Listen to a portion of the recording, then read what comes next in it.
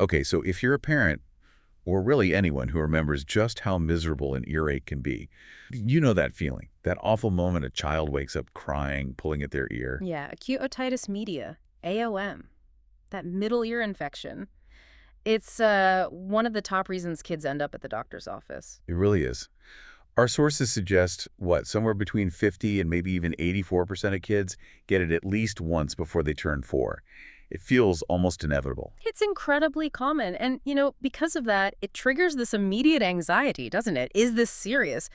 Do we need antibiotics right now? Exactly. So this deep dive, it's really important because we're trying to cut through some of that confusion. We've dug into the latest evidence-based guidelines, specifically the 2024 standard from the Dutch General Practitioner Society. A really solid source. Right. And our goal today, really, is to give you the tools, the knowledge to manage AOM well, often, without jumping straight to medication. We really want to challenge that automatic thought. Earache equals antibiotics. And we're going to reveal something pretty surprising, too, a couple of common home remedies that, well, the guidelines now actively advise against using, so stick around for that. Okay, let's start with the basics then. Define the enemy, so to speak. What exactly is AOM? So we're talking about an infection and inflammation right in the middle ear space, behind the eardrum. And typically, the whole thing runs its course in less than 3 weeks. And the classic signs? Acute pain, often sudden, usually a fever. And if a doctor looks inside, they'll see signs like a red, often bulging eardrum. That's the pressure building up. Okay, but here's the part that I think really shifts the perspective, the crucial insight you called it. Yes, this is absolutely key. Let's call it the 80% rule. For the vast majority of children, we're talking over 80%, the really bad symptoms, the worst of the pain and fever, they clear up completely on their own without any antibiotics. Wow. And how quickly? Within just 2 to 3 days. 2 to 3 days, that's remarkably fast for something that feels so intense when it's happening. It is. It's a swift process for most kids. Does that high recovery rate mean we shouldn't worry about complications then?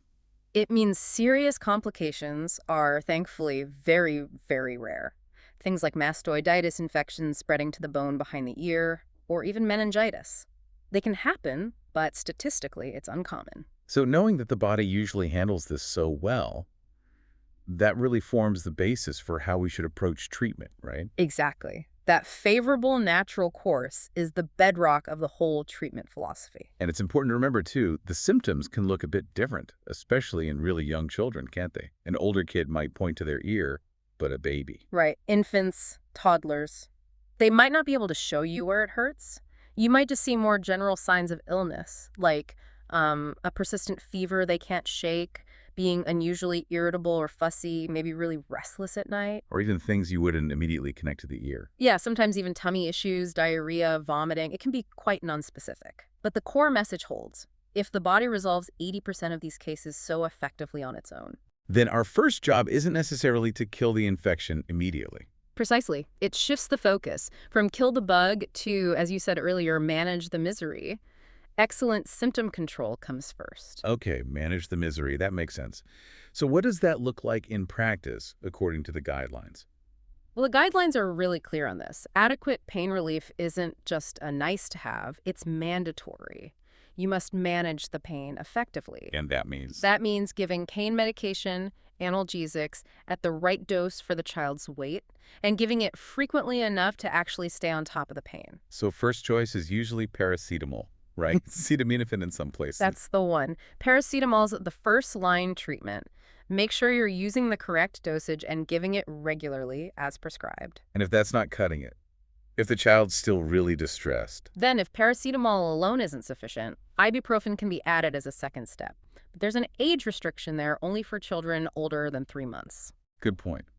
And there's some cautions with ibuprofen too, aren't there? There's things to keep in mind. Yes, definitely. The sources highlight using caution if the child has asthma, or if they seem dehydrated, maybe from fever or vomiting, or if they have known kidney problems. Which really underscores why it's always best to talk this over with your doctor or pharmacist, right? Get that personalized advice. Absolutely. Now, speaking of advice, this brings us to that aha moment. The part where we debunk some common practices. Ah, yes, the things people often do reach for. Exactly.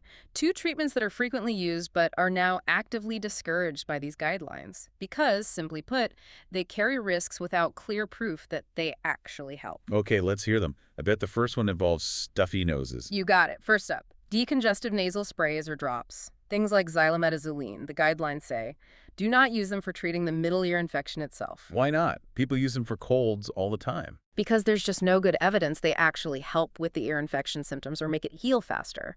But importantly, they do carry a risk, especially in young kids.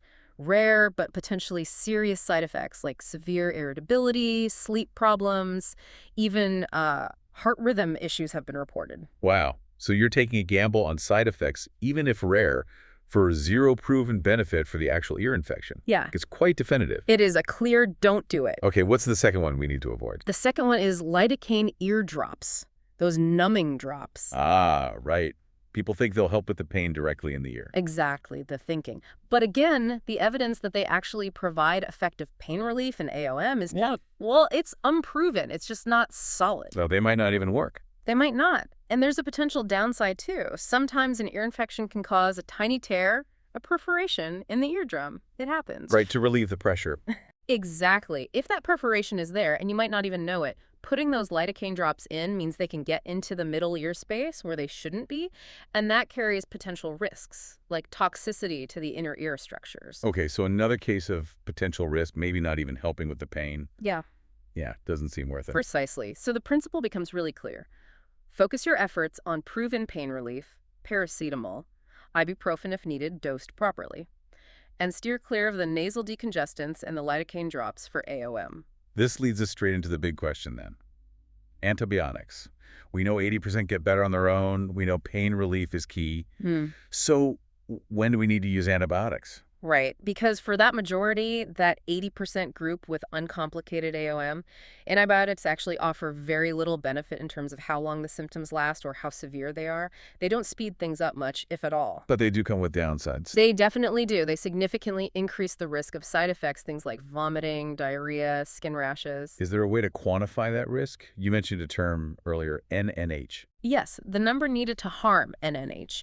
For antibiotics in routine AOM, it's about 14. Meaning You'd have to treat 14 otherwise healthy children with antibiotics for their ear infection, just for one of them to experience an unnecessary side effect, like diarrhea or a rash that they wouldn't have had otherwise. And they likely wouldn't have gotten significantly better any faster from the antibiotic anyway. Exactly. So giving antibiotics to all those 14 kids causes one episode of harm, without providing much or any real benefit for the ear infection itself in most of them.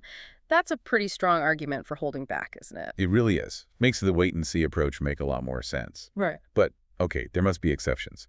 Situations where waiting isn't the right call. Who needs antibiotics immediately? Yes, there are absolutely must-treat groups. Immediate oral antibiotics are mandatory in a few key scenarios. First, all children under 6 months old. Age itself is a risk factor here. Okay, under 6 months, automatic antibiotics. What else? Second, any child, regardless of age, who seems severely unwell. We're talking really sick, very lethargic, not responding normally, maybe a persistent high fever that isn't coming down, just looking generally very poorly. That makes sense. What about underlying conditions? Yes, that's the third group. Children with specific high-risk factors for complications.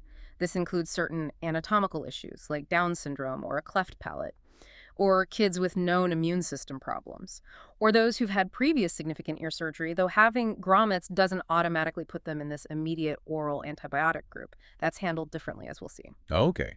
High-risk conditions. Any other immediate triggers? One more, very specific one. Any child who presents with ear discharge, fluid actually draining from the ear canal, whether that's from the eardrum bursting on its own, a spontaneous perforation, or coming out through a grommet. Discharge means immediate antibiotics are needed. Got it. Under 6 months, severely ill, high-risk conditions, or ear discharge. Those are the must-treat scenarios. Now, what about the gray areas? Cases where maybe antibiotics aren't strictly mandatory immediately, but they might be strongly considered because they offer a clearer benefit than for the average child. Right. These are the groups where waiting might lead to a higher chance of treatment failure, and antibiotics have shown a more tangible benefit in speeding up recovery. So who falls into this consider antibiotics category? Two main groups here. First, children under 2 years old who have AOM in both ears simultaneously. Bilateral AOM under 2. Okay, bilateral under 2. And the second group? The second is children who present with that ear discharge from a spontaneous perforation, and they also have ongoing fever or significant pain right at that first visit. So discharge plus symptoms. Exactly. Discharge plus fever and/or pain at presentation. And for these gray areas, kids bilateral under 2 or discharge with symptoms, the data shows antibiotics help more significantly. Yes.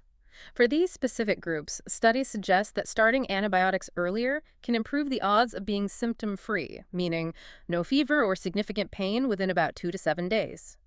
It might take the success rate from around 50% without antibiotics up to maybe 75% with antibiotics. That's a worthwhile improvement. That does sound like a situation where the benefit might outweigh the risks more clearly. It often does. But for everyone else, all the other children who aren't in those mandatory or strongly considered groups. For them, the strategy is still wait and see. Still wait and see, combined with that excellent pain management. You'd only start antibiotics if the child shows no improvement specifically in their fever and/or pain levels after a full 3 days of good, consistent pain relief. 3 days. That's the window. Okay, let's circle back to ear discharge or otorrhea, because seeing fluid coming out of a child's ear can be pretty alarming for parents. And you mentioned the treatment approach depends on how it's coming out. That's right. The source of the discharge is critical. We have two main scenarios. What's the first one? First is discharge coming through a spontaneous perforation. The eardrum has ruptured under the pressure. Often, the child's pain might actually decrease quite suddenly when this happens. Because the pressure is released. Exactly. Now, this kind of discharge usually stops on its own within about a week, so the initial approach is often just observation and keeping the ear clean. But what if it doesn't stop? If that discharge continues for more than 1 week, that's the trigger. Then you'd start treatment either with oral antibiotics or sometimes specific antibiotic ear drops. And while it's discharging, swimming is generally discouraged. Okay, so spontaneous perforation. Mm-hmm. Observe for a week. Treat if it persists. What's the second scenario? The second scenario is discharge coming through grommets, also known as tympanostomy tubes. Those tiny tubes placed in the eardrum, often for recurrent infections or persistent fluid. And discharge through grommets is common. Very common. The source material says it happens in over half the children who have grommets. It's almost expected at some point. And the treatment approach here is different. Completely different and immediate. For discharge through a grommet, you treat it straight away with antibiotic ear drops. Not oral antibiotic. Not usually as first line, no. The evidence here is fascinating. It clearly shows that antibiotic ear drops are significantly more effective than oral antibiotics for treating grommet discharge. Really? How much more effective? We can look at the NNT again, the number needed to treat.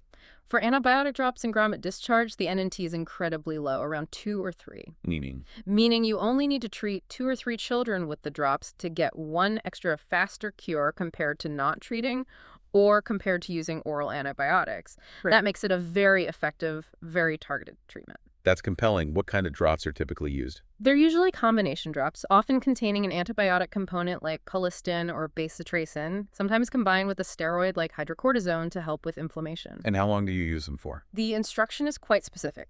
Continue the drops until the ear is clean and dry when the child wakes up in the morning, and then stop 24 hours after that point. Okay, clear protocol there. Drops for grommets, immediate treatment. Very different from the wait and see for a spontaneous perforation. All right, so let's say we've determined an oral antibiotic is needed. Maybe the child is under 6 months or severely ill, or they have that bilateral infection under 2, or they failed the 3-day trial of pain relief. What's the go-to antibiotic? The standard first choice, according to these guidelines, is amoxicillin, simple amoxicillin. And the duration? Typically a 7-day course. Okay. What if amoxicillin isn't an option? Say, due to an allergy? If amoxicillin is contraindicated, the recommended alternative is cotrimoxazole, usually given for 5 to 7 days. Now, what happens if you start the amoxicillin, you give it correctly, but after, say, 48 hours, 2 days, the child just isn't getting any better? Yeah. Still fever, still in pain. That's considered treatment failure, and it requires action. You don't just keep going with the same thing. What's the next step? 2 main options.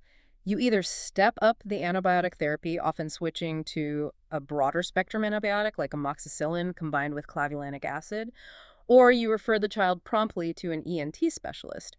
an ear, nose, and throat doctor for further evaluation. Okay, so a clear plan B if the first-line treatment doesn't work within 48 hours. Yes, need to reassess quickly. This brings us to something really important you touched on earlier, antibiotic resistance.